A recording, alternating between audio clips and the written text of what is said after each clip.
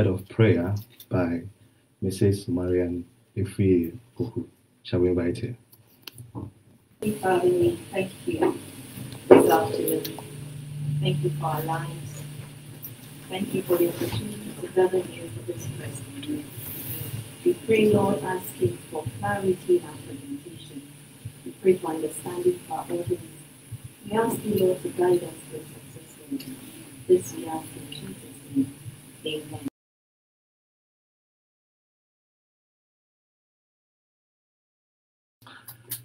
Thank you, Marian. So good afternoon once again.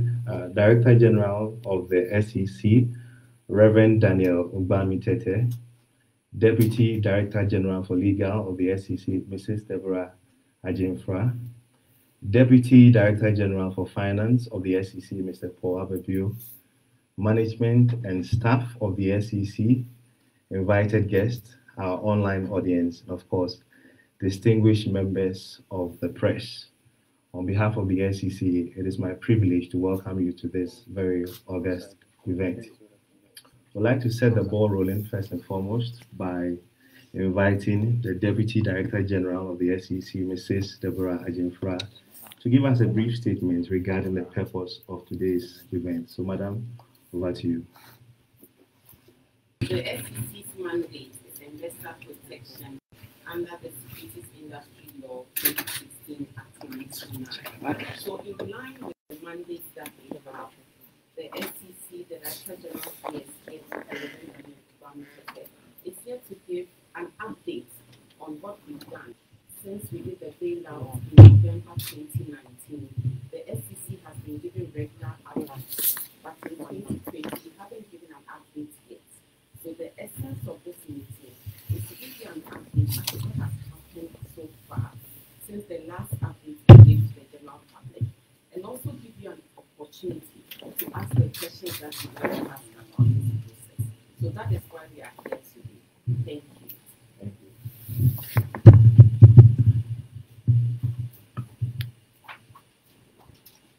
you. I'd like us to note a few guidelines to govern the running order today. For the sake of order, so please note the following to observe them very carefully. So the Director General will be providing his update very shortly, after which there will be a Q&A. It's important to note that during the update session, there will be no interruptions, no questions will be taken during this time, so please note that.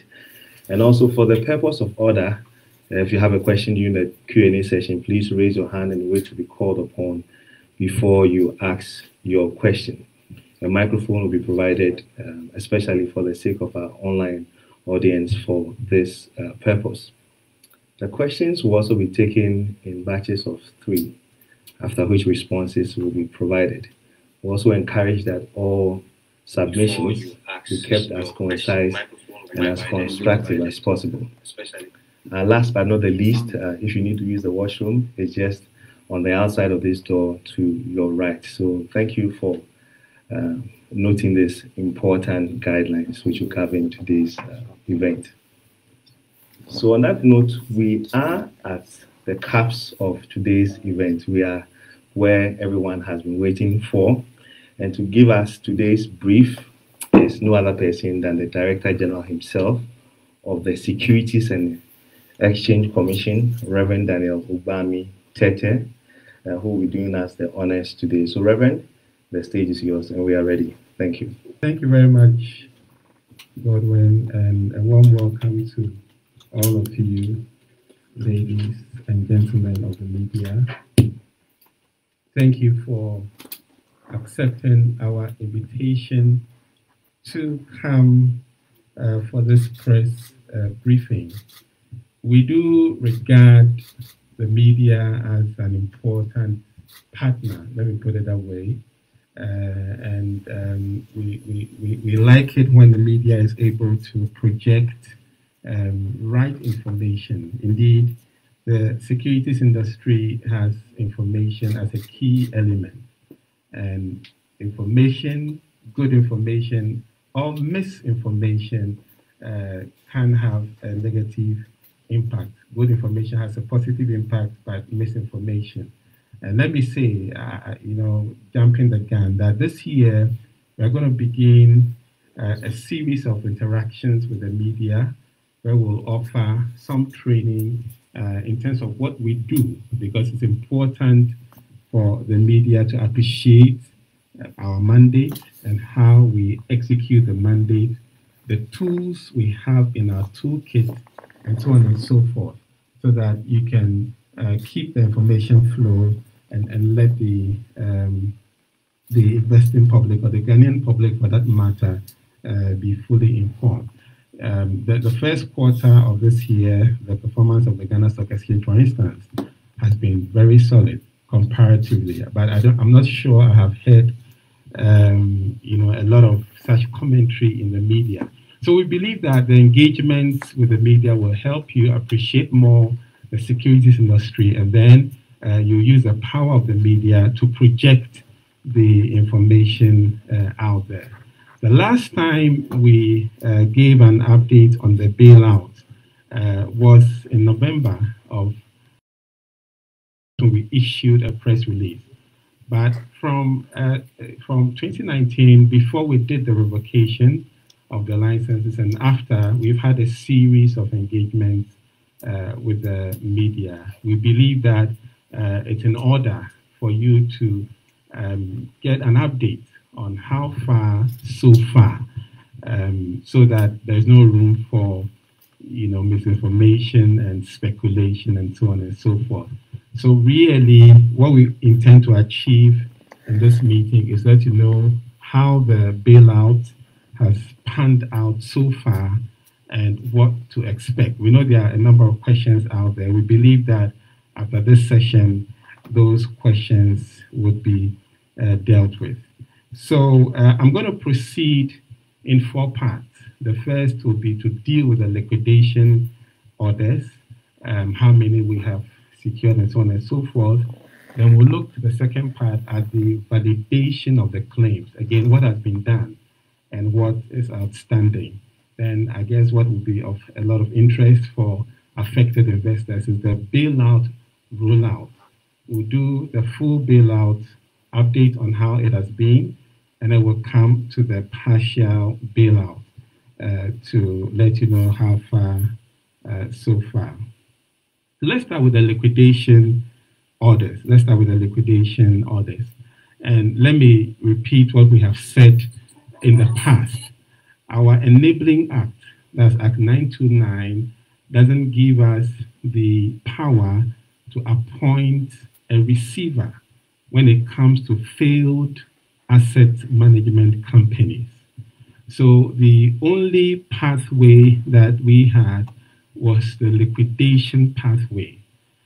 Going by the liquidation pathway means that we need to engage the official liquidator to go to the court to petition for liquidation orders, because we're dealing with failed asset management companies. I think I want to stress, because people confuse our process with the process that, for instance, the Bank of Ghana used in resolving some of the failed entities that come under their supervision. So with the liquidation pathway, we notified the official liquidator, who is also the Registrar General, and then she had to go to the courts to petition the court. Now, the liquidation petition is on notice, means that the directors of the entities involved will have to be notified about the petition. They'll be given the opportunity to come to court. That's if they have a defense or they are opposed to it, and so on and so forth. So if, for instance, there's difficulty in serving the directors the notice of the liquidation petition, that can even affect the process. Okay, I'm just trying to give you a background so that you know that it's not like once you appoint the official liquidator, immediately you can get a liquidation order. So that is the background. Now, we revoked the licenses, or there are 50 companies whose licenses have been revoked. We announced 53, but as we updated back in the day, the 3 of them were taking off after they had made very strong representations and provided new evidence to the Administrative Hearings Committee. So effectively, we are dealing with 50 companies whose licenses remain revoked. Now, out of the 50 companies, 3 of them did not have any claims filed against them by affected clients. Now, take note that the official liquidator is going to court, and one of the key reasons or basis is the fact that the firms are unable to return funds to affected clients. So because the 3 out of the 50 do not have any claims against them, the liquidation petitions is on the 47 of the companies. Now, out of the 47, as of 31st March, we have a total of 37 liquidation orders being granted by the court. That means that we have 10 outstanding. Outstanding means that there are still court processes ongoing for the liquidation orders to be granted. So 47 companies that the official liquidator is seeking for the courts to grant the liquidation orders, 37 so far granted. Outstanding is 10. Now, after the court grants the liquidation order, the official liquidator has to go through some processes involving gazetting and then holding creditor meetings and then class meetings.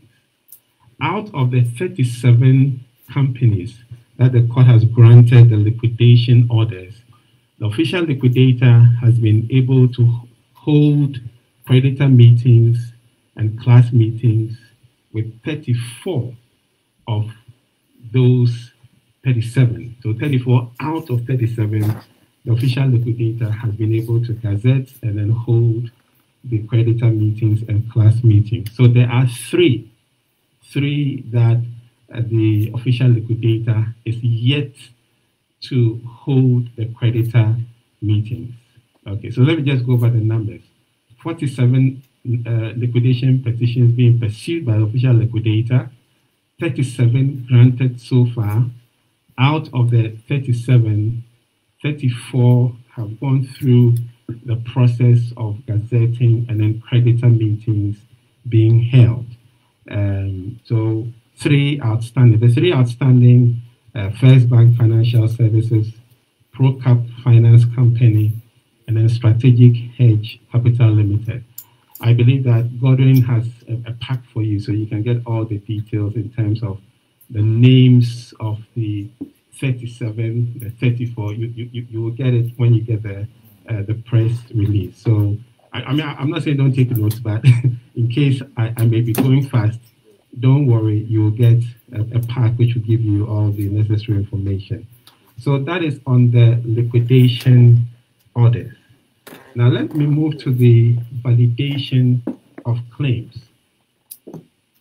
One important condition for the bailout, for the rollout of the government bailout, was for the validation of the claims to be completed or to be conducted. This is because we have to be sure that, one, the right claimants are making the right claims, and then the right claimants are making the right claims in terms of the amount.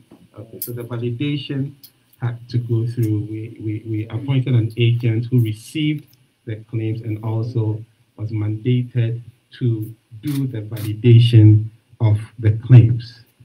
So total number of claims that we have received, if I say we, our agents received it on our behalf, total number is 100,898 claims.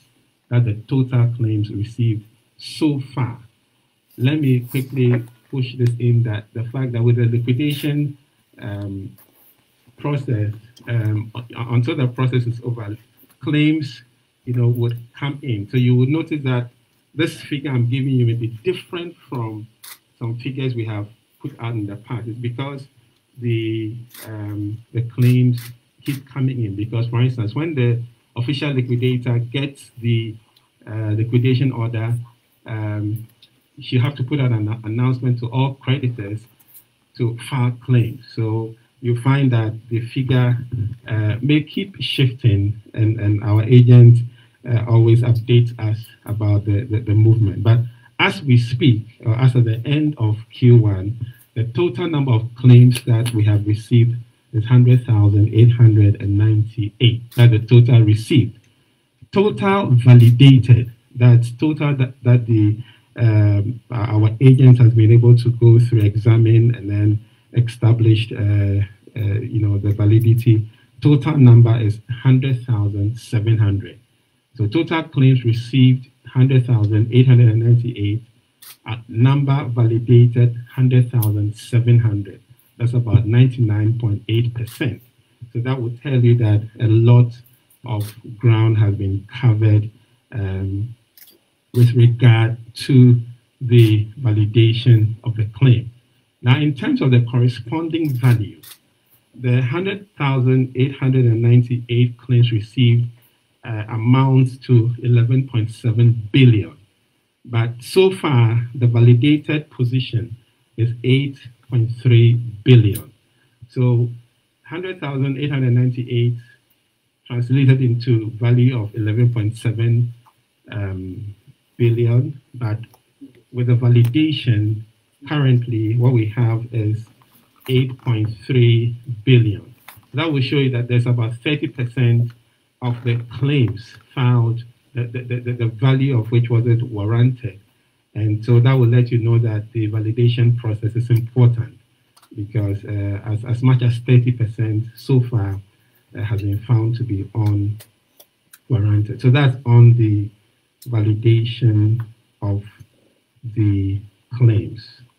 100,898 total received so far, 100,700 validated. Value of the total was 11.7. Value of the validated 8.3 billion. So that's on the validation.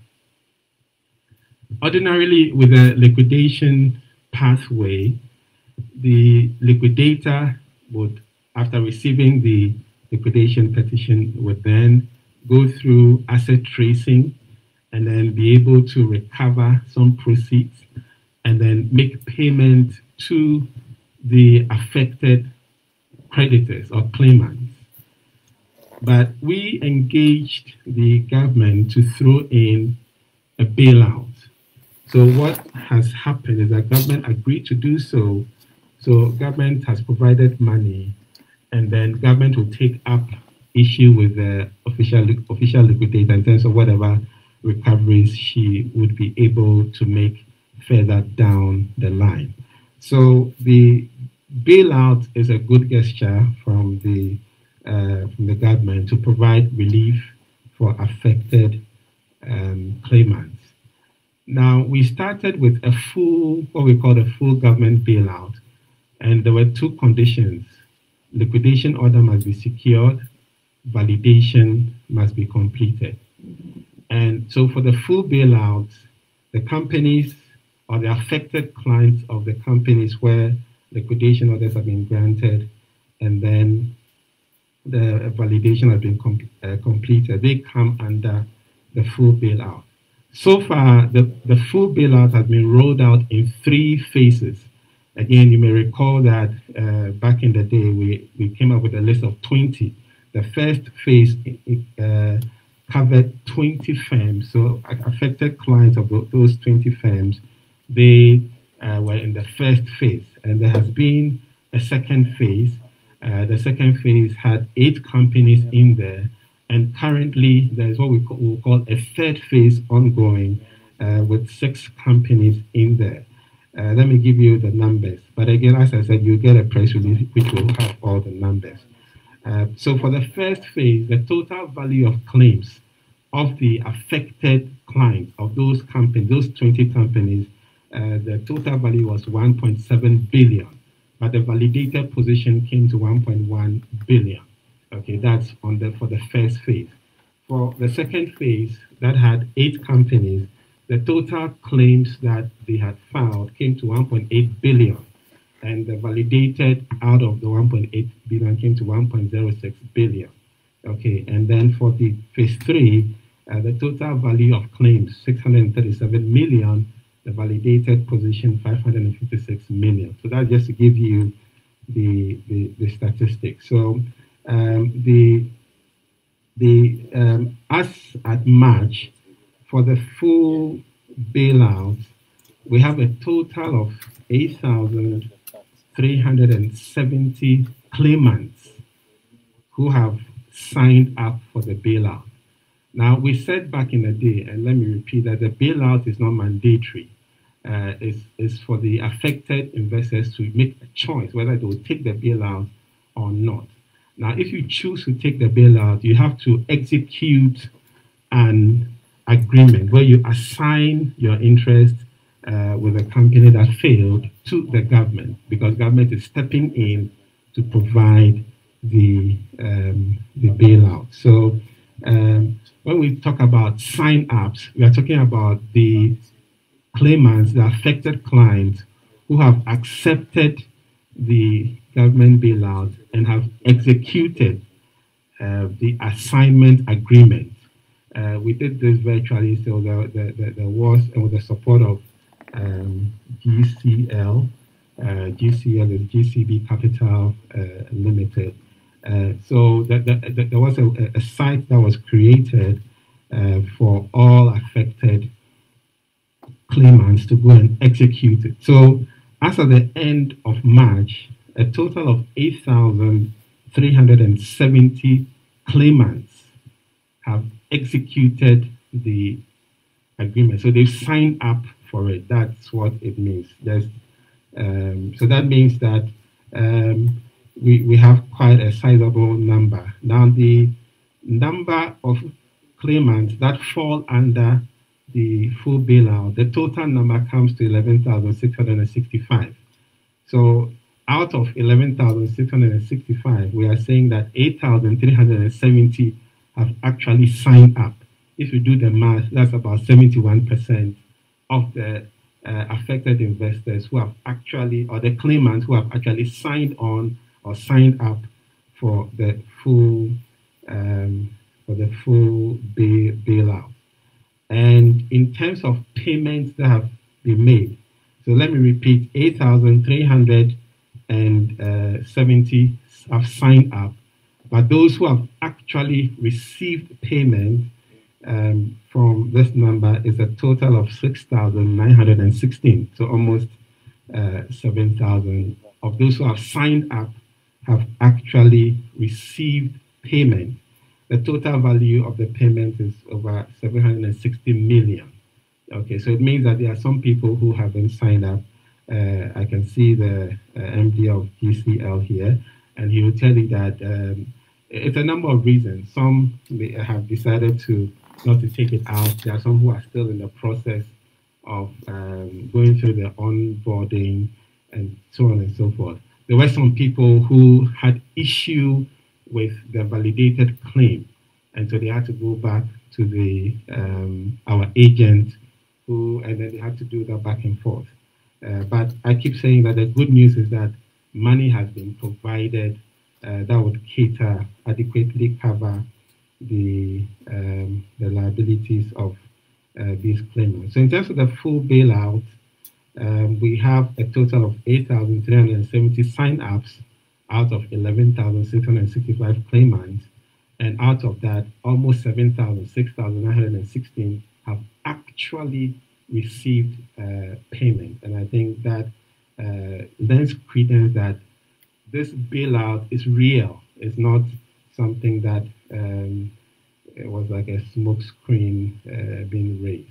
So that's on the full bailout. For those companies where the liquidation orders have been granted and where the validation has also been completed.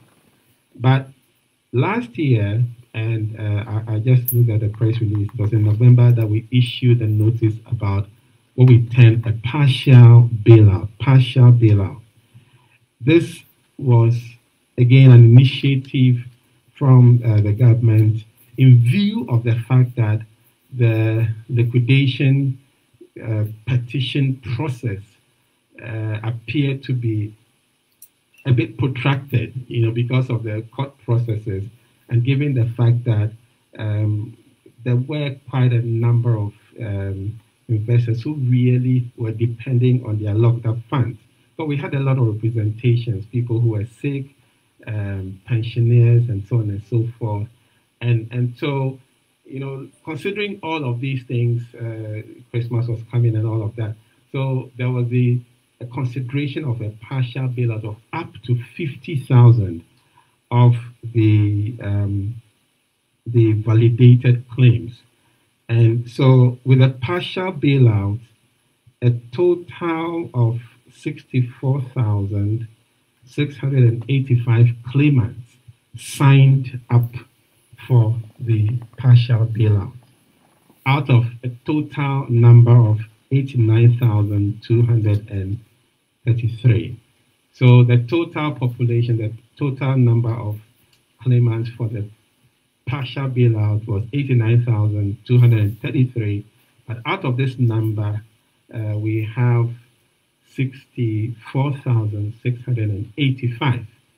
Again, if you do the math, that's about 72% of the total population of claimants that qualified for the partial bailout that had actually signed up as of the end of March.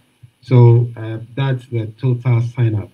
The total value of the claims for the partial bailout comes to 3.5 billion. For those who have actually received payment, it's a total of 52,264 who have received payment under the partial bailout program, with a corresponding value of 994.5 million cedis. And the good news is that a lot of individuals, indeed over 50,000 individuals, and as I indicated earlier, these are people who were pensioners. We here at the commission, we saw sick people, people with stroke, all kinds of very challenging situations. So it's gratifying to know that a number of these individuals have been able to receive their monies that have been locked up, and quite a number of them, even under the partial bailout, have been fully paid. In other words, they don't have money in excess of the cap that was set. But the point is that for those who receive the partial bailout, who have amounts of money in excess of 50,000, as soon as the full bailout is rolled out, that's when the liquidation order comes through. The excess will fit. It will come into the full bailout structure that we announced. You recall that the full bailout structure, we said it's an amount of 70,000 Ghana cedis, or 20% of your claim, whichever is higher. That's for individuals who are below 60 years. For any individuals 60 and above, they get everything in the tier 1. And then when you talk about the financial institutions and other groups, there are different treatments. So the full bailout will be rolled out for those who sign up for the partial bailout as long or as soon as the liquidation order has been given, or the liquidation orders have been secured. So that's on the partial bailout. So there are two schemes running parallel. Full bailout for firms where liquidation orders have been granted, validation complete. The partial bailout was introduced for firms where validation of claims have been completed, but liquidation orders are pending. But as soon as the liquidation order is granted, then the official liquidator has gone through the various processes of gazetting and holding creditor meetings and all of that. Then there's that migration into the full the full bailout.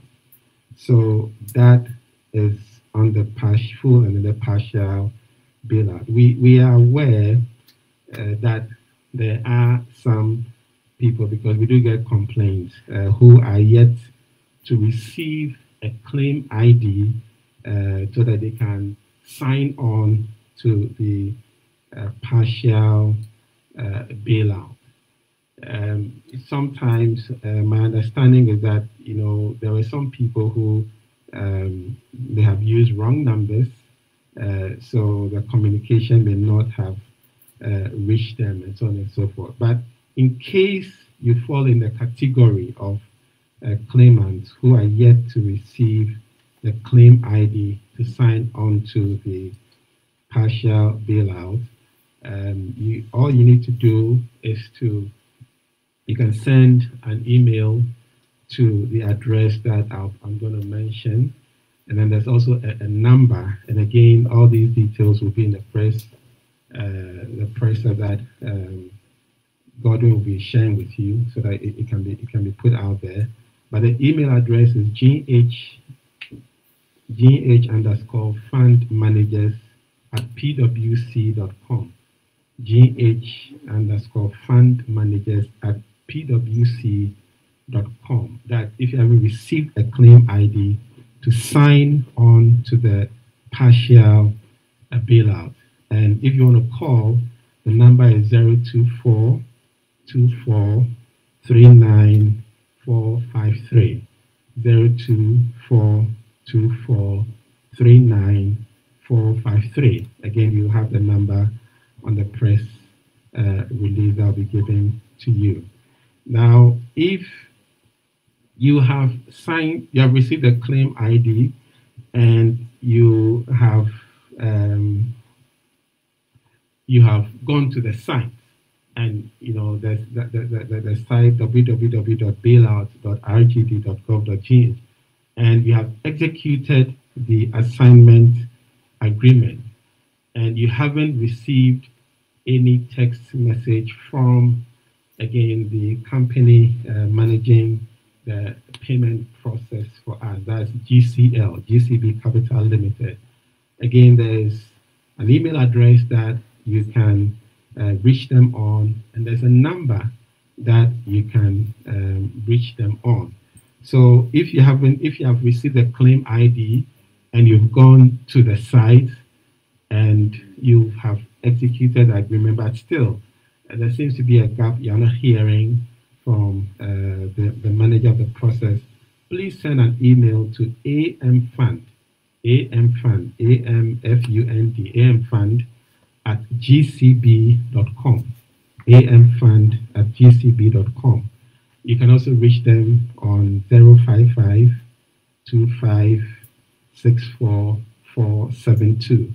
055-25-64472. And they will sort you out. They have very dedicated staff, efficient staff, who will be able to respond to all your issues. I'm going to repeat the bailout center number and then the site, just again for the benefit of any affected investor who maybe has missed out on all the information we've been putting out so far. There's a bailout center created to manage the bailout program. The hotline to reach them is 024-2439-453. 024-2439-453. The site address is www.bailout.rgd.gov.gh. www.bailout.rgd.gov.gh. So if you want any information, you want any clarification, you don't need to panic. These are, various ways in which you can get information that will resolve the issue, whatever issue it is, whether it's a question of you haven't received your claim ID, you have an issue with a validated claim that you have been given, or you're having difficulty, going through the onboarding process, you have completed all of that, but you haven't received any any text to say that your money has been deposited or is going to be deposited in your account. If you contact all the various numbers that I've put out there, you will get assistance, and then you will be sorted out. So let me end with just a few statements, and then we'll be able to open up for some immediate interaction with those of you who are here. First is to express the appreciation of the SEC to the government for supporting the entire cleanup exercise, in particular for providing money to cover the bailout program. I'm sure, again, those of you in the media would recollect that in the recent budget, that's the 2021 budget statement, the Minister of Finance announced the provision of an additional 5.5 billion to support the SEC in completing the cleanup exercise. What this means is that government has made adequate money to cover the validated claims for the investors affected by the revocation exercise that we did. So there is no need for anyone to panic. I've explained earlier that given the fact that we had to use the liquidation pathway, it may be seen as if the process is a bit protracted and so on and so forth. But right from the outset, I did say that it's a question of time, So the message we want to give to the investors is that government has really stood behind the process, and so to the extent that your claim will be validated, you will receive it based on the arrangements that have been put in place. And all this is to show the commitment of government in supporting the securities industry, and the fact that the securities industry plays a very critical role, and we are really expecting that in the coming years, we'll see the securities industry even playing a much more prominent role in the whole economic development agenda of our country. So the support is clear, and we encourage all affected clients not to panic. But what you have to do, if you are yet to receive your claim, just follow through patiently all the processes that have been outlined. The processes must be followed. It's what it is. So, but the assurance is that government has made money available. Government provided us with a commitment at the outset, and they've backed it up by making money available. So please, if you are still out there, you haven't received your money and so on and so forth, please just follow through the relevant processes, and ultimately you will be sorted out. Let me also say that it's important in these times to be careful about people who may come to you and try to give you all kinds of proposals to wait, oh, I can help you, I can facilitate, I know, and they will throw some big names and so on and so forth. You don't need any middleman, you don't need any facilitator. All you need to do is to follow through the processes. Get your claim ID, go to the site, execute the assignment agreement. If you're not happy with your validated figure, go back to our agent, PwC. They will take you through the process, and if there's merit in your claim, what needs to be done would be done. Follow through the process of signing on with the special purpose vehicle that was created, as the AM fund, amalgamated fund, that was created to manage the the payout of the bailout package. Just follow through the process. They'll set you up, they'll onboard you, and so on and so forth. That's really what it is. Please avoid anyone who comes to you and says that I can facilitate and so on and so forth. And also, let me say that please rely on information that is provided, number one, by the official liquidator, because really the official liquidator is the one running the show in terms of the liquidation process.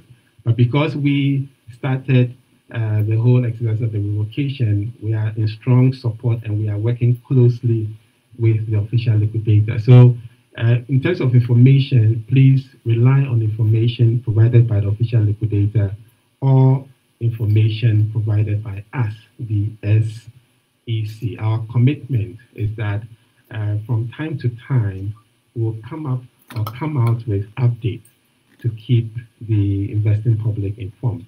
The point to note is that it's not the practice for the regulator to always, on a daily basis, tell you what is happening. A lot happens, but the commitment is that we will keep engaging as and when we believe you need to get some updates to see how far we have gone with the process. I'm very confident that the future for the securities industry is bright. Very soon you'll be hearing us launching our capital market master plan, which is a blueprint for how we're going to develop and transform this market over the next 10 years. And I can't wait for the launch and then for the implementation of the initiatives that are in the plan. What we need is the support of all stakeholders, because if we have a vibrant, if we have a strong capital market, we all stand to benefit. Our nation stands to benefit, and I think that we can make it happen. So there are exciting times ahead, and I believe that we will pull through together and work together. So no need for anyone to feel discouraged or left out. We are making progress, and we will see brighter days in the coming weeks and coming months and coming years.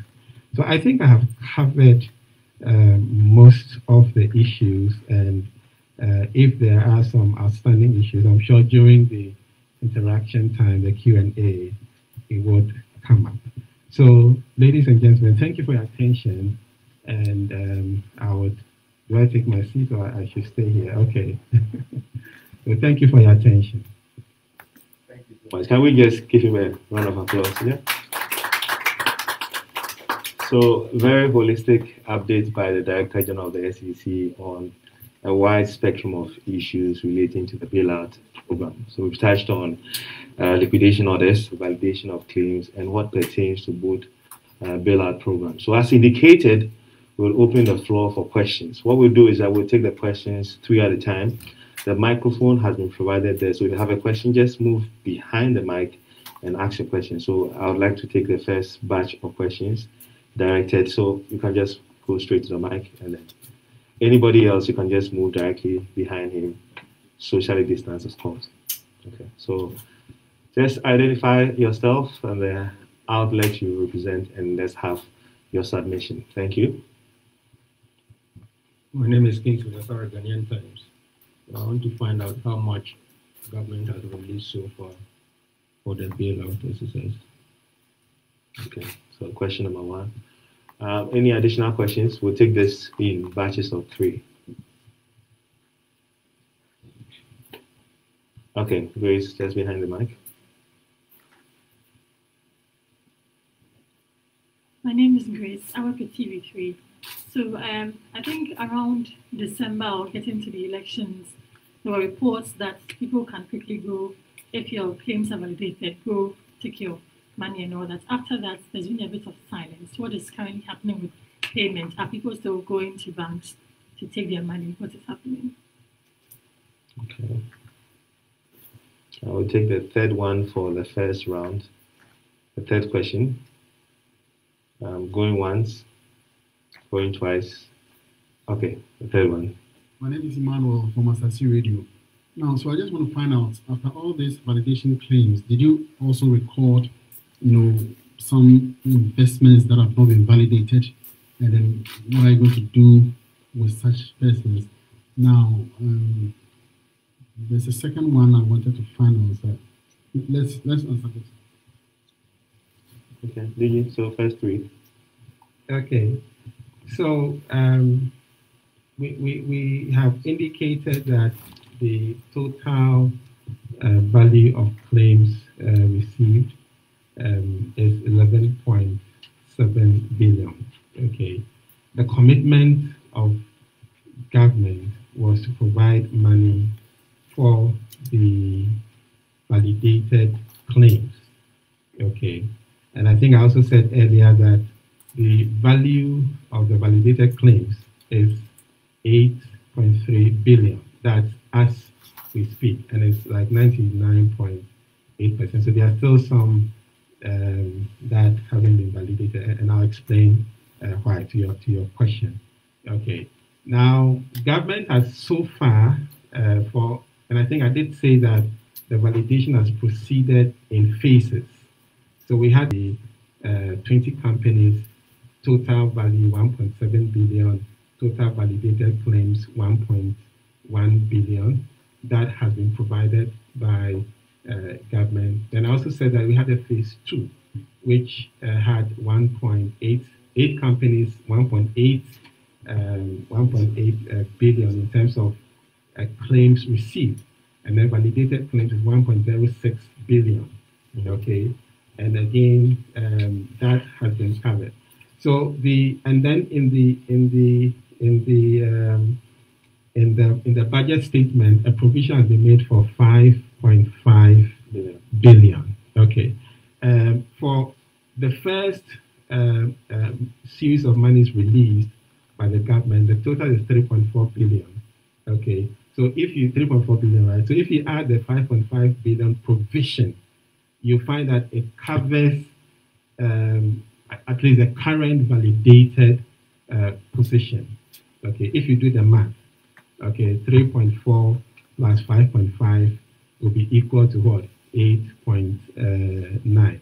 Of course, there were some other, I'll say, expenses surrounding the whole liquidation process. But I want to repeat that government gave us the commitment at the beginning that they'll make money available. And so far, they have made the money available. Government will not release the money and just wait for us to be sitting on the money. As the liquidation orders are granted, then we if you like, we draw down, if I can use that expression. So the provision has been made. So that's why I'm saying to people who have been affected that don't need to panic. It's a question of following through the process. Liquidation orders are outside our control because it's a court issue. So, but as and when the orders are granted, then we can roll people into the full bailout. So that's to answer the first question. So the last question, and then I'll come to is it Grace? Yes. Okay. So yes, there are some of the claims that haven't been validated, and I'll explain why. For the validation, our agent needs to get, so the agent receives claims from the affected investors. Okay. To do the validation, they have to get records from the company. Okay, so that will be the first level, because you have said that I gave this company 500,000. The records of the company must back it up. Okay, so for the agent to be able to do the validation after receiving the claims, we need the records. Now, there were some of the companies that we had difficulty in getting the records. Okay, so we've had to use so many ways and means, including using the law enforcement agencies. Okay, so I can confirm, and our agents are here, they're represented. I can confirm that now we have, or they have, should I say all, or most of the records to be able to complete the process. But if you look at the number I gave you, total claims received 100,898. Total received. Total validated 100,700 claims. So it's just a difference of 198 outstanding. And the last company that was giving us a lot of headache, we've made some headway. So the validation is ongoing. And then there were also some people who put in some forex claims that weren't validated at the outset. So that's why we are not reporting 100% completion of the validation. Okay, so Grace, a lot has been happening. I don't have the statistics for November when we gave the update. I don't have it readily here, but certainly the number of people who have now been paid. I gave the breakdown. If you take the partial bailout, 52,264 people have been paid, and a lot happened.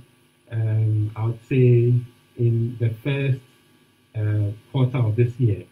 A bit happened in November and then December, but I think, and maybe I can check from the MD of GCL, but I think that the bulk of it happened in the first 2 months or so of this year. So December, so a lot has been happening, but like I said, we don't always come to town to update on what has been happening.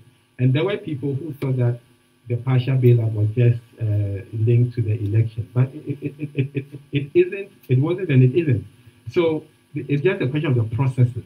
Okay, so maybe we'll get the monthly payout, and you see that a bulk of it has happened after elections, December, January, February. I'm sure you can get me that confirmation. So it's an ongoing process. The interesting thing is that I think maybe the people who have received payments, who may have been making a lot of noise, were agitated, and rightly so, because when your money is locked out, it's not funny. But after receiving the money, they're not making noise about, hey, I've received my money. So people think that nothing is happening, and I think it's human nature. But yes, a lot, and the numbers I give you are real numbers, real people receiving real money. Okay, thank you very much.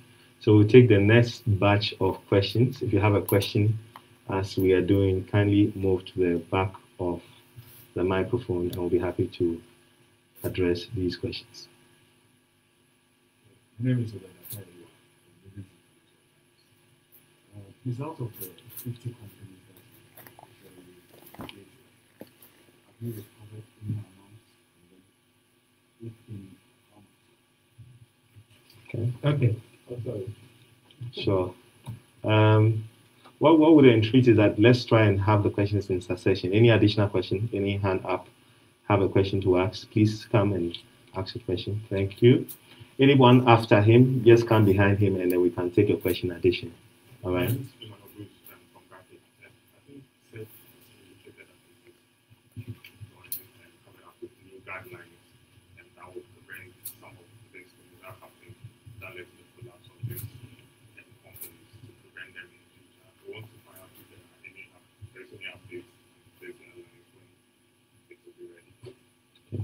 So I think we can start with the first two. Okay. So I think the first questioner, whether we have done recovery. Let me repeat something I said at the beginning. When it comes to the liquidation pathway, the one who is driving the process is the official liquidator. So the official liquidator would engage the necessary professional support required, to progress in terms of recovering of assets and then realizing proceeds from them. I'm not in the position to confirm how far the official liquidator has gone in terms of recovery, but I can assure you that there is every commitment to go after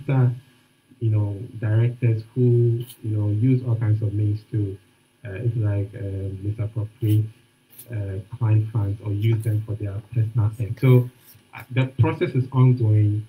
I'm not in a position to confirm how far the official liquidator has gone in terms of the recovery process. What we are also doing and what we can do is a process of engaging the directors of these companies and establishing the role they played in the collapse of these firms, and then where they are found culpable, to take the necessary sanction that we can. So, for instance, as the regulator, we can bar someone from operating in the securities industry. If there's a criminal issue, we can refer that case to Attorney General for prosecution.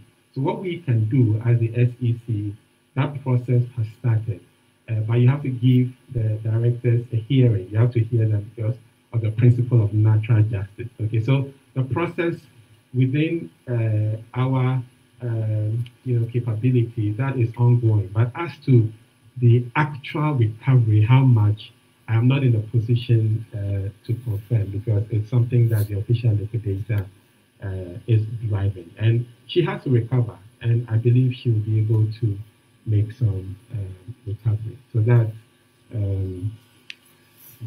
on the first question of how much we have recovered. And then there was a question about the guidelines that we said we were going to issue. Now, we have indicated in different fora some of the reasons for the collapse of these fund management companies. And some of the key reasons include corporate governance, or let me put it better, the lack of corporate governance or lack of effective corporate governance. That was one of the things. There was also a lot of related party transactions, okay, that occurred because some of the owners who were also running the businesses had other businesses, and they were basically moving money from one place to the other. Of course, there's a conduct issues in terms of people not behaving professionally.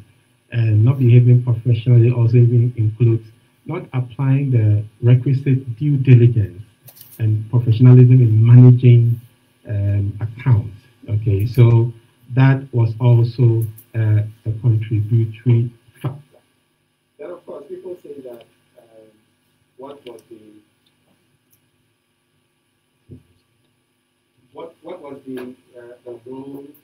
role of the regulator? Because the regulator, should have also done what was expected. Okay. So I am just giving you some of the causes before I talk about the guidelines to show you what we have done. So we have issued the licensing requirement guidelines, which has enhanced requirements. Now, the licensing guidelines is important because that is what determines who even gets the chance to operate in the industry. So we have raised the bar. Okay, number one, we have raised the minimum capital required. Back in the day, I think from 2003, the minimum capital required for a fund management company was 100,000 Ghana. We have raised it to 2 million. And we have also introduced stringent fit and proper requirements in the licensing guidelines, which we have already issued. We issued it last year. We have already issued that, so it's already in the system. What we also introduced is the approval of directors, because hitherto we're not approving directors of these companies, but now the directors will have to be approved. So we have issued a new licensing guidelines, which basically raises the bar and make sure that Of course, we have to enforce all the provisions in there, but the intent, the design, is to ensure that only fit and proper people are allowed to operate in the industry, both at the entry level and then on an ongoing basis. So it's not just at the entry level, but on an ongoing basis. And then we also have issued what we call conduct of business guidelines, and that contains provisions regarding corporate governance for our market operators. So the weaknesses in corporate governance that led to the challenge, the collapse of some of the fund management companies, have been addressed with the conduct of business guidelines, which now requires a certain composition of the board. For instance, there's emphasis on the inclusion of independent, non-executive board members, and that is important. Sometimes people will just say non-executive. Non-executive is not, you can be non-executive, but you will not be independent. Okay, so we have tightened it in the conduct of business guidelines, the committees of the board that must be working to ensure that the board is effective, and then also provisions regarding the conduct of related party transactions. Okay. Then the third guideline, which we are about to issue, that hasn't been issued yet, but in the next few weeks it will be issued, is investment guidelines. And that is very clear on what the fund managers, when they are managing discretionary portfolios, what they can do and what they can do. You may have observed that a lot of the funds that were locked up had to do with funds that, you know, were not within the pension space or within the collective investment scheme space. Okay, so where there was a lot of discretion, a lot of things happened. So the investment guidelines is going to cure that.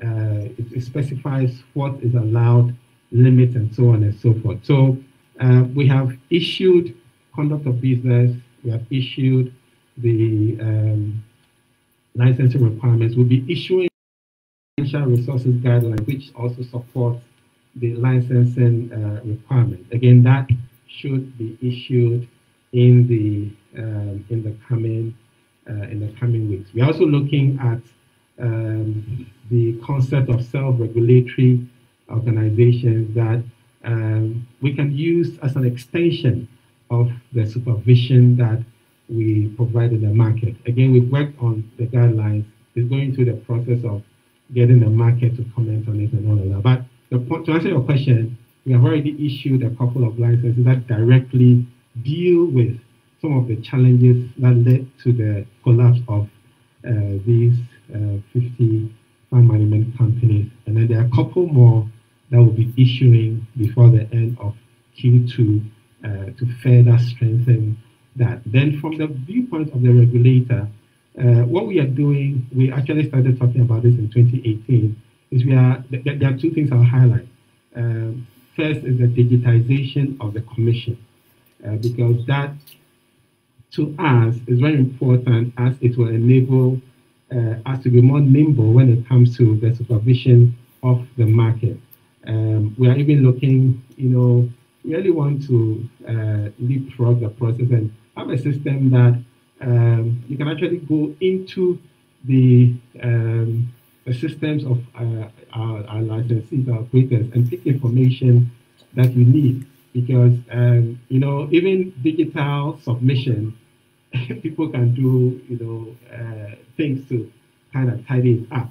So we are in the process. We've got a consultant that 2019 worked with us, but we are now at the point where we are going to get into the procurement process, and then we will be able to install a digitized platform that would help us. Because if you have X number of operators, you need the support of IT to help you to effectively do the supervision, because you have more analytics and so on and so forth. So that also is in process. Then another thing we are doing is implementing what we call the risk-based supervision framework, where the focus is not on just compliance. Compliance, in simple man's language, you tick the boxes.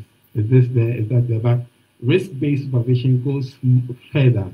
It gets into the analytics to pick up where the emerging risks are, and then the focus is directed appropriately so that the necessary regulatory response is taken. So we don't have, the kind of situation that we have. I've said it before that it may not be possible to say that you will stop a firm from failing, but if you have a system that can pick things, I would say early warning signals, and you can put them on some program, and where it's still not being resolved, then you need to take whatever action that helps. Okay, so we are really poised to make sure that we don't have a recurrence of the scale.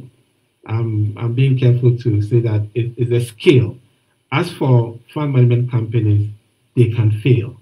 Okay, but we are going to strengthen our supervision, and we are going to make sure that we take the steps to protect the industry. The last thing I mentioned in terms of the initiative is an investor protection fund.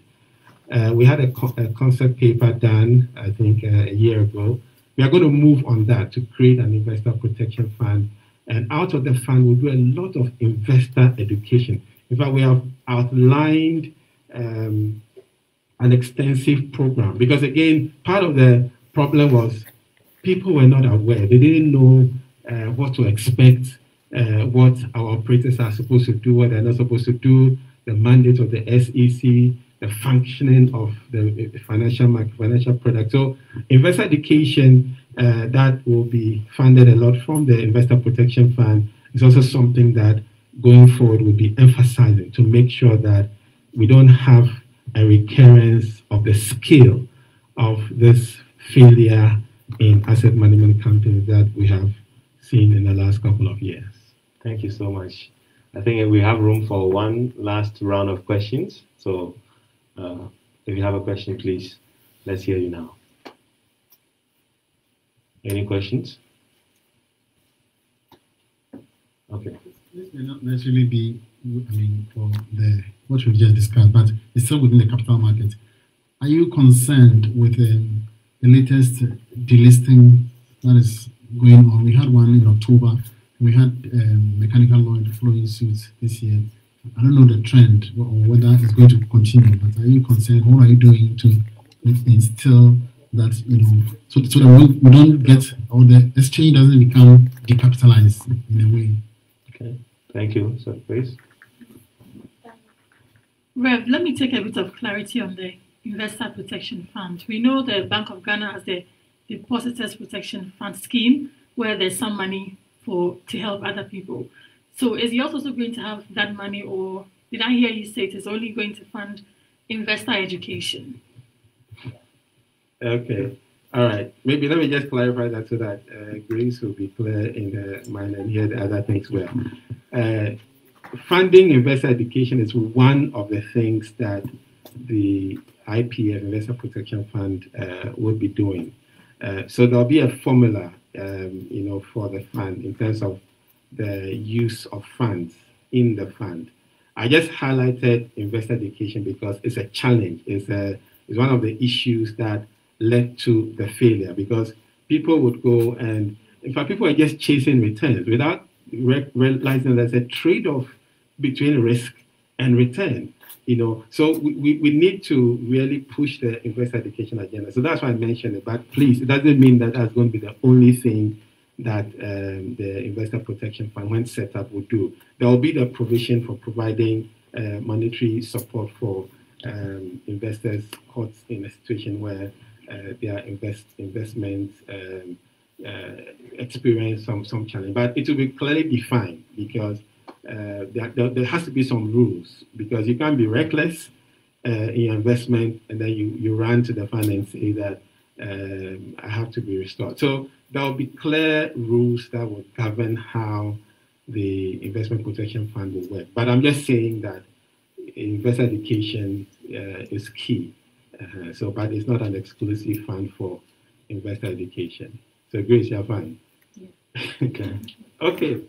Now, one of the strategic priorities that we have for this year is to deepen the capital market, and specifically the Ghana Stock Exchange, the GAX, the Ghana Alternative Exchange, and then the Commodities Exchange. If I show you my strategic priorities for this year, you'll find that it is there.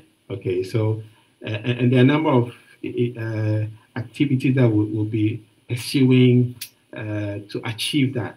Of course, getting more companies listed, it takes a lot of time. You have to let them appreciate the benefits that are coming to the market and all of that. But we have put in place some machinery. I am aware that, for instance, there are some state-owned enterprises that could be coming. So the Ghana Stock Exchange, the SEC, and SIGA, we'll be embarking on some kind of collaborative effort, to achieve getting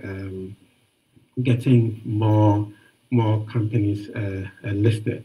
And then also it's important to note that when it comes to the Ghana Stock Exchange, they have the GIFIN, which is the fixed income market. Okay, and there are some companies that are not listed on the equity market, but have listed bonds on the GIFIN. Okay, so again, I'm just giving you some background because you must understand that it's all about activity on the capital market. Okay, can we get more? So there may be some companies that may not list equity on the market, but they can list bonds, okay, debt securities, and that's still adding to the development of the capital market. Okay, now specifically, you're saying that some companies have delisted. And there were some reasons for the companies being delisted.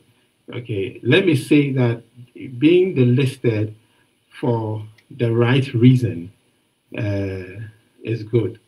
Okay, in the sense that our mandate is investor protection. Okay, so if there's a company that, let's say, giving its operations is having difficulty in, for instance, declaring dividends, and for a number of years, investors are not, really seeing their way clear with that company. And the company says that, look, given where our operating model is, we think that being on the publicly quoted market doesn't really help us.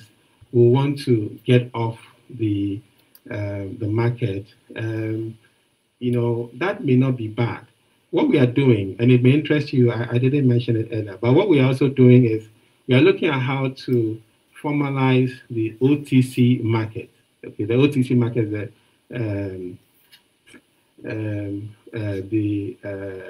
on the counter. Okay, so such companies that may delist from the main board, they can get onto the OTC market. The Ghana Stock Exchange has already submitted to us some rules for the OTC market. We have also developed some guidelines. We are going to finalize them shortly. So you'll find that there may be companies that may delist from the main market, but they can be hosted on the OTC. Okay, that's why I'm saying that if you are delisted for the good reason, it's not really a big blow. If we can look at it that way. Clearly, the more listed securities you have, the better. Okay, but if a company is saying that I have challenges, or a company has been able to, publish its annual report, hasn't done, a number of things in the interest of the investing public, and the stock exchange takes a decision that we are going to delist you. Again, it's in the interest of the public. So that's what I mean by delisting on its own for the right reason is not good. I'm not saying that I'm a proponent for delisting, but I'm even adding that we are looking at the OTC market that can host such companies, not just those who want to delist. I'm not saying that we are creating or we're creating the OTC market for companies to delist. No, I'm just saying that some of those companies, they can still feature there.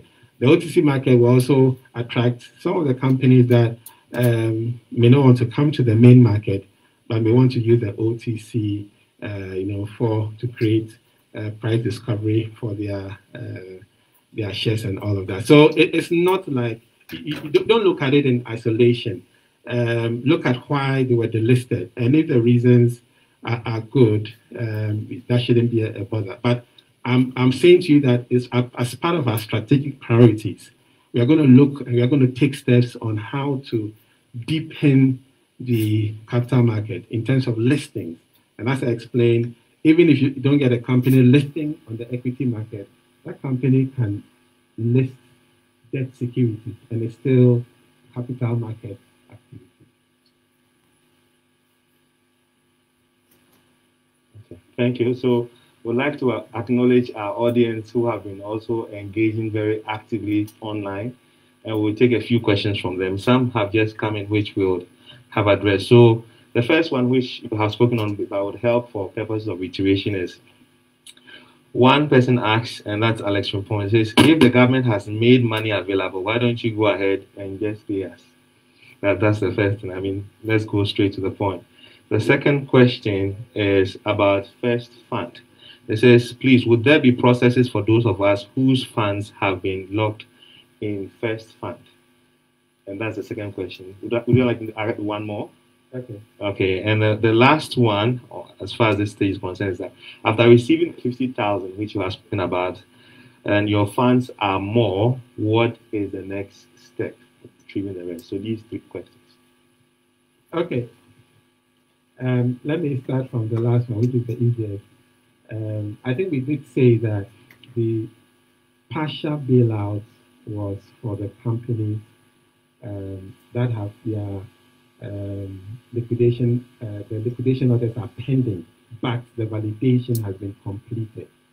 So if you receive partial payment, the partial bailout program, and you have money in excess of the ceiling that was set, that's the 50,000, as long as as soon as the liquidation order is granted, I did say that there are 10 liquidation petitions outstanding, and the press release I'll be giving to you has the company, right? It has some big names in there, like Black Shield, like Beige, like Frontline.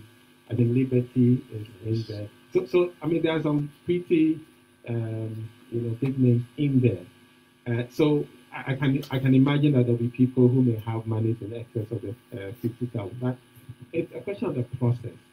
When the liquidation order is given, then the official liquidator takes over, gazettes, hosts creditor meetings and class meetings, after which the full bailout will be rolled out. So just rest assured and patiently wait to follow through the processes. That's what I would say, for the questioner. Okay. And then about First Fund, again, it's important to differentiate the collective investment schemes from those who just give money to the fund manager. Now, the collective investment schemes are separate legal entities. They are separate from the fund management companies that were managing them. So when we revoke the licenses of the fund management companies, the licenses of those collective investment schemes, and First Fund is a mutual fund, so it's a collective investment scheme. We didn't revoke the licenses of the collective investment scheme. What we did was to instruct the boards of the collective investment schemes that were affected in terms of their managers were in the revocation list, and there were 18 of them. We wrote to and directed their boards to appoint new fund managers because it's in your right, it's in your power to do so. And as far as I am aware, fund managers have been appointed for all the affected collective investment schemes. I think it's only EM Capital, but they were, But the point is for first fund, the fund manager who has been appointed, I think, is TTL Capital. My understanding is that they've done some engagements, but I think maybe the frustration is coming from the fact that people are thinking that they have to get payment. They are part of the bailout. But you see, when it comes to a collective investment scheme, the way it works is when you want to, or when you need to take your money out, you again put in a redemption and the fund manager will process. Now, because new fund managers have been appointed, what they have to do is to do an assessment of the portfolio, and if the portfolio is illiquid, that is the investments that have been done by the previous fund manager were in instruments that are difficult to liquidate, then they need to put in place a strategy on how they can create liquidity and all of that. That may take some time. But what we have instructed the new fund managers to do is to engage with the affected client. So for the purpose of clarity, for investors in the collective investment schemes that were affected because their fund managers lost their licenses, there are new boards in place and there are new fund managers in place appointed by the board. And so they'll be engaging you, and they are not part of the bailout package. It has to be very clear. The collective investment is 18 of them. They are not part of the bailout. The bailout affected those who gave money directly to the fund manager. So for any investor in first fund, as well as any of the other 18 funds, what you need to do is engage your fund manager and then follow through the process. But you must understand that they need to assess the portfolio, and if the portfolio has assets that are illiquid, they need to strategize. So again, patience and engaging with them is what is required. But CRS is not currently under the bailout. It's not. I think that clarity must be there. So please engage your new fund managers who have been appointed. And when they call for a meeting, please avail yourself and then ask questions. If you are in doubt of who the fund manager of the fund that you were invested in is, if you go to our website, www.sec.gov.gh. If you go to our site, we have a notice that outlines the new fund managers appointed by the boards of those collective investment schemes so that you can know how to engage them. But if you are still having difficulty, just send an email, info@sec.gov.gh, and we can direct you as to how you can engage the new fund managers, and then you know the way forward. So for the clients of collective investment schemes, they are not covered by the bailout. The new fund managers will be dealing with them. So please follow up with them. If you have any issue, you can file in a complaint or send something to us.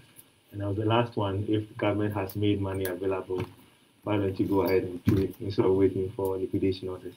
There are processes. There are processes, and that's what it is. Like I said at the beginning, you have to assign your interest to the government, and then all of that. Meanwhile, the government has said that the conditions for the bailout is liquidation orders and validation. Validation is 99.8% done, just a little outstanding. but for the liquidation orders, we have 37 out of 47. So it's a process. So please, the assurance is that provision has been made, to cover your claim, so long as it is validated. I think that is the most important thing. But let's follow through the process, and then we'll all be happy. All right. Thank you very much, Director General of the SEC. A round of applause, please. I can take my seat now. So we'll take your final thoughts, and then we can go on to the next segment of the program.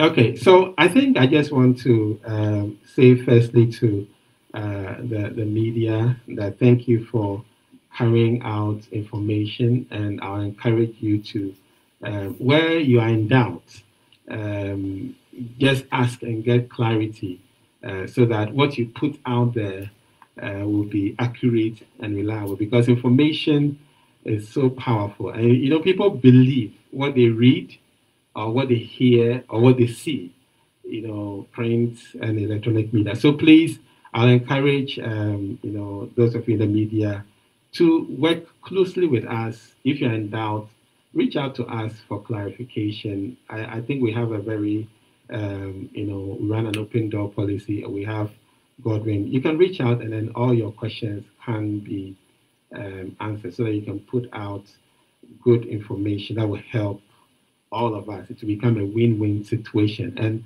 when we roll out the training sessions with the media, please make yourself available so you can benefit and you can appreciate what we do the more. And for all the affected investors who are yet to get either the partial bailout or even the full bailout, because I'm aware one of the companies, even though the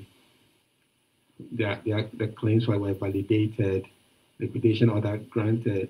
So the liquidation order was granted, but the claims were not validated. So in spite of the liquidation order being granted, they have still not received payment. But thankfully, there's some progress with the validation of the claims of that company. So in case you still are feeling, you don't feel the love, this bailout thing that we are talking about, you think it's up there in the clouds, please just exercise patience, and soon and very soon, you will also be able to participate in the government bailout for the investors of the asset management industry.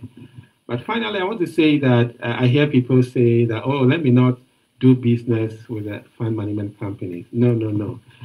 There were some issues that arose. We have taken steps to address. I want to encourage all investors, if you want your money to work for you, engage the fund managers, have confidence in them.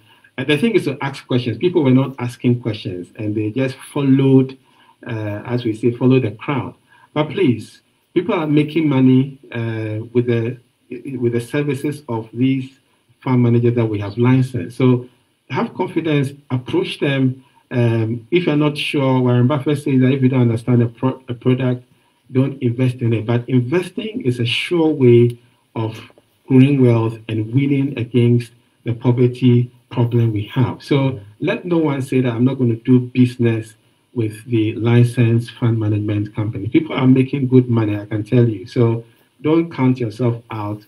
The regulator, our commitment is to work towards protecting investors and protecting the integrity of the market. Okay, so I think, again, when I was in my remarks, I mentioned the fact that I am looking forward to the launch of the capital market master plan, which will be the blueprint for developing the market over the next 10 years.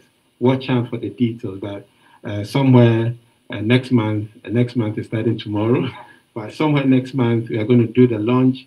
We're going to invite you again to be part of it. And I really want to appeal to you. Let's create some energy. Let's create some excitement around the capital market master plan, because it can really be a game changer for our country, and then all of us will benefit. So watch out for the details of the launch of the capital market master plan. And please, after the launch, carry it far and wide, and let's all rally a lot of energy and a lot of support for the implementation of the capital market master plan. I think I'm done now. Yes. Ladies and gentlemen, the Director General, Reverend Daniel Ogbamitete. Thank you so much. So a few concluding announcements. As the Director General indicated, we have copies of the SEC's public notice that has the details of the update that was just given, and that will be given to you as soon as we leave here.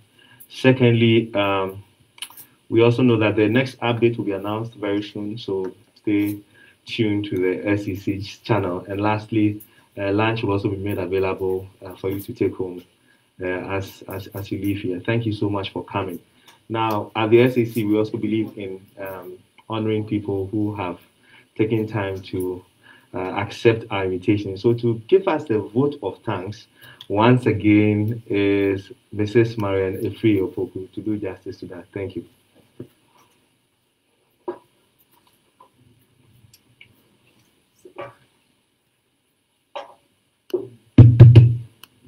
Thank you, Godwin. The Director General of the SEC, Directors General, Deputy Directors General, Legal and Finance, representatives from the PwC, representatives from GCB Capital, ladies and gentlemen from the media, our online viewers, and all distinguished invited guests. This has been a very engaging session.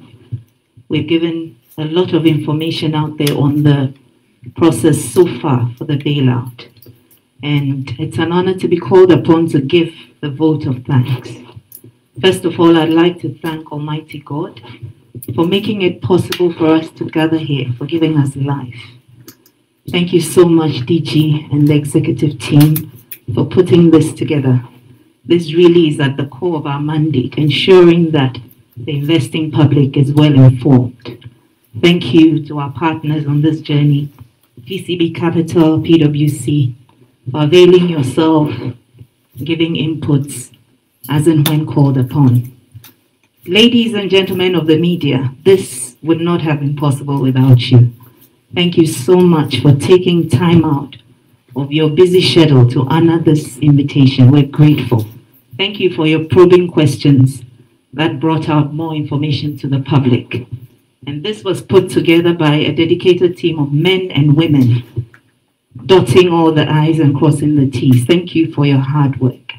Thank you, online audience, for engaging as well. Once again, thank you all. God bless you and have a lovely weekend. Thank you. Thank you. That was the indefatigable Marian Efriopoku, Mrs. Thank you. So, we'd like to close, as we began, with a word of prayer by Miss Marilyn Mills.